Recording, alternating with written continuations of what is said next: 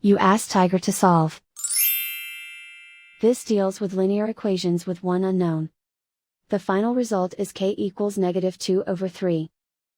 Let's solve it step by step. Group all constants on the right side of the equation. Add 5/9 to both sides. Combine the fractions. Combine the numerators. Reduce the zero numerator.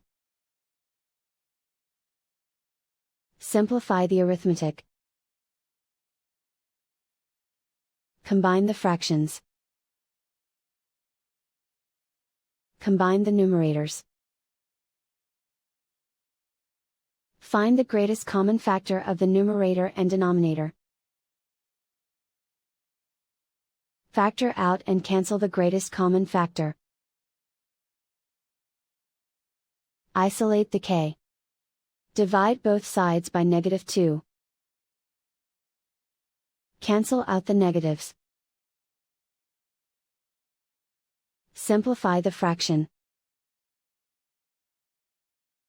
Simplify the arithmetic.